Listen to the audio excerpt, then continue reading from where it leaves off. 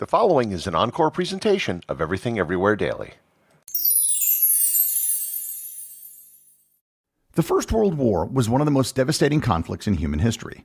When the armistice was signed on November 11, 1918, the fighting might have stopped, but the impact of the war continued on. Today, over a century after the war concluded, it can still be felt. Not in the third or fourth order geopolitical ramifications, but in the literal ground where the people of Belgium and France live and work.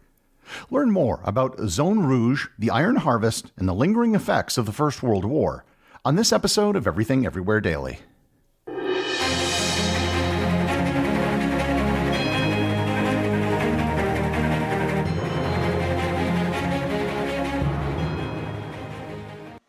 This episode is sponsored by Quince. Finding the perfect gift can be pretty overwhelming. This year, I found the perfect spot for timeless gifts made from premium materials. So you got to check out Quince. Quince lets you treat your loved ones and yourself to true quality at an affordable price. I got a cotton fisherman throw blanket from Quince, and I literally use it when I am writing many of the episodes for this podcast. I also have some Turkish cotton bath towels from Quince that I absolutely love. By partnering directly with top factories and cutting out the cost of the middleman, Quince passes the savings on to you. Quince is also on the nice list. They only work with factories that use safe, ethical, and responsible manufacturing practices. And they use premium fabrics and finishes for that luxury feel in every piece. Gift luxury this holiday season without the luxury price tag. Go to quince.com/daily for 365-day returns plus free shipping on your order. That's QUINCE.com/daily to get free shipping and 365-day returns. Quince.com/daily. This episode is sponsored by ButcherBox. You've probably heard me talk about how ButcherBox only sells 100% grass-fed, grass-finished beef. But what exactly is that, and why does it matter?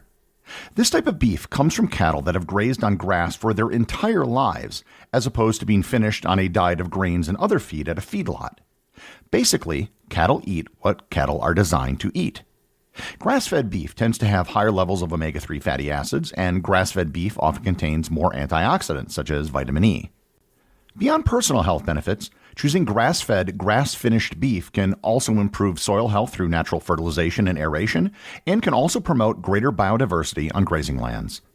Consuming grass-fed, grass-finished beef not only contributes to better health, but also supports more sustainable farming practices. Sign up at butcherbox.com/daily and get a special deal. New users who sign up for ButcherBox will receive 2 pounds of grass-fed ground beef in every box for the lifetime of their subscription, plus $20 off your first box when you use code DAILY at checkout. The First World War was at the time the most horrific war that humanity had ever fought. After its conclusion, it was simply known as the Great War, because there was nothing else that could adequately describe it. It wasn't just that the war took a terrific human toll, although it obviously did. It was that the war was also qualitatively different than every other war that had come before it. Previous wars involved soldiers lining up against each other on a field of battle. Even with the development of guns and cannons, this was basically how war was fought through the 19th century, as can be seen in the Napoleonic Wars and the American Civil War. However, the Great War was different. There were new weapons that had never been used in combat before. Industrial manufacturing allowed for the large-scale creation of weapons and munitions. Just to give you an idea of how different World War I was, the number of artillery rounds fired in just the first day of the Battle of Verdun by just the Germans was over 1 million. Before the Battle of Messines, the British fired off 3.5 million rounds. These million-round days were not an exception. In trying to find an estimate for the total number of artillery shells fired during the war, I've seen estimates that range from 900 million to as many as 1.75 billion. On the Western Front, there was an estimated 1 metric ton of explosives fired for every square meter of territory. Not only were there more artillery rounds fired, orders of magnitude more than were ever fired in every other war in human history combined, but the rounds were larger, more destructive, and could be launched further. Not only was the artillery destructive, but they also began firing new types of munitions, poison gas. The gas was corrosive and could destroy your lungs and your skin as well as make you blind. By the time the shooting stopped at the 11th hour of the 11th day of the 11th month of 1918, approximately 20 million soldiers and civilians had been killed in total on all fronts of the war. While the shooting stopped, that wasn't the end of the story. Yes, the survivors and wounded had to go on and live their lives having suffered through the experience. However, there was also the issue of the actual land itself. In the past, when a great battle had been fought, it seldom left any long-term impact on the land. Other than items that may have been dropped or bodies that may have been buried, you'd be hard-pressed to be able to identify where a great battle took place. We still aren't 100% sure where the Battle of Cannae took place over 2,200 years ago. However, it's highly likely that centuries from now, historians will still be able to tell where the Western Front was located in World War I. If you've ever seen any footage or images from the Western Front, you may have noticed that it is completely devoid of life. There are no standing trees, there's no grass, and there's no animals. The ground had been completely churned up from the millions of artillery rounds that fell everywhere. The entire landscape was covered in craters, which made it look like a muddy moonscape. Whatever towns and villages may have been caught in the battlefield were pulverized into nothing. After the war, the French government had to figure out what to do with this land. Normally, at the end of hostilities, people would have been allowed to return to their homes. However, at the end of the Great War, the devastation was so great that it was not considered possible. Along the border with Belgium, the French government declared some areas to be dangerous and advised people to be careful. These were known as yellow and blue zones. However, the very worst areas were reported as follows in a French government report. Quote, completely devastated, damage to properties, 100%, damage to agriculture, 100%, impossible to clean, human life, impossible, end quote. These areas were known as Zone Rouge, or the Red Zone. Why were these regions considered to be so bad that nobody was allowed to enter, let alone live there? The first had to do with the extreme levels of pollution. All of the explosives and chemical weapons permeated much of the ground. Much of it settled into the soil, which remains there today. Some small areas in the Red Zone have arsenic levels so high that trees still can't grow a century after the war. Lead, mercury, and zinc from all the munitions can still be found in the soil at toxic levels, and it's expected that the levels will be dangerous for at least 10,000 years. There are traces of chemicals that still show up in the groundwater in the region, which are believed to have come from the residue from mustard gas used during the war. However, the chemical contamination of the soil isn't even the biggest problem. The real problem is unexploded ordnance. Of the over 1 billion rounds of artillery shells that were fired during the First World War, an estimated 300 million of them at least were duds. Some estimates place the number of duds as high as a third of all the artillery shells. And this was due to the low manufacturing quality because each side was more interested in quantity than they were in quality. While these shells didn't detonate, they're still packed with explosives. These unexploded artillery shells are located all over northern France and southern Belgium. For over a century, these unexploded shells have been appearing almost continuously. The annual collection of all of these unexploded shells is known as the Iron Harvest. For farmers and people who live in the regions of France and Belgium that used to be the location of the Western Front, unexploded ordnance has been a fact of life for the last 100 years.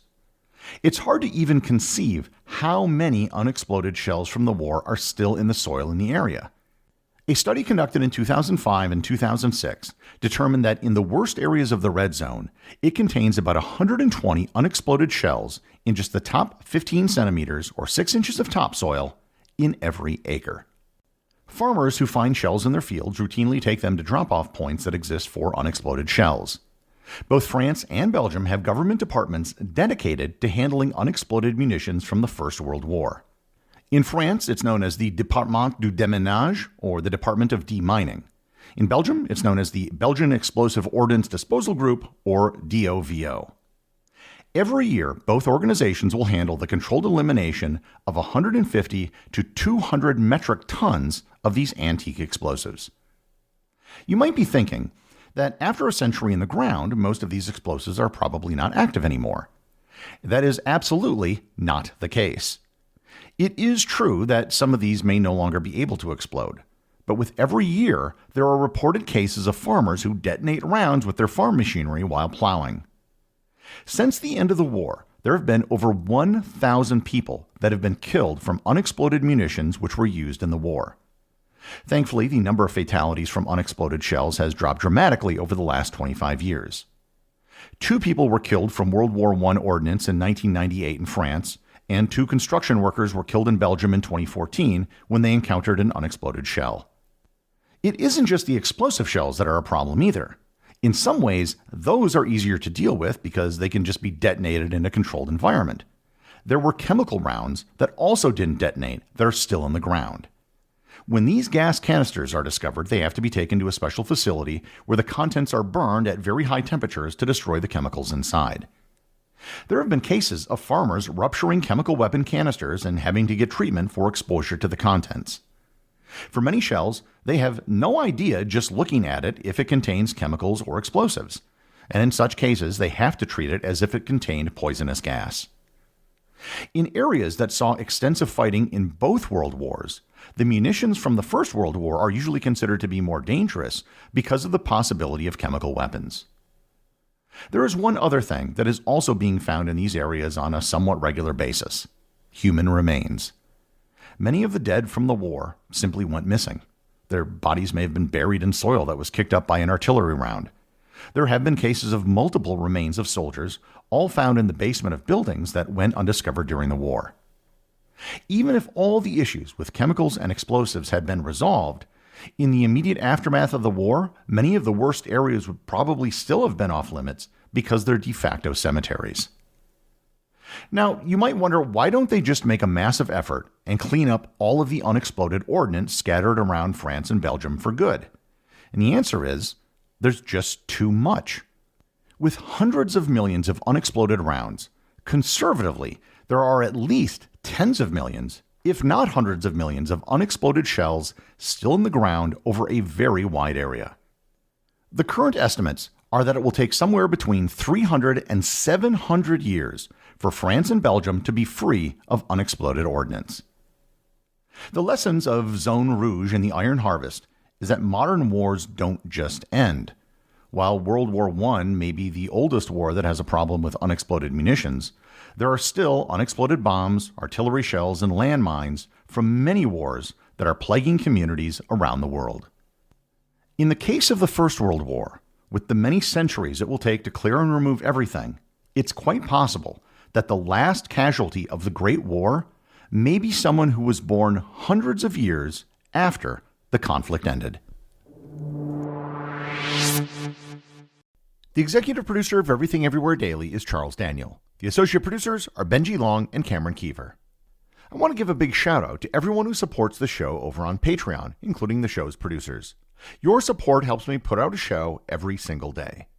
And also, Patreon is currently the only place where Everything Everywhere Daily merchandise is available to the top tier of supporters. If you'd like to talk to other listeners of the show and members of the Completionist Club, you can join the Everything Everywhere Daily Facebook group or Discord server. Links to everything are in the show notes.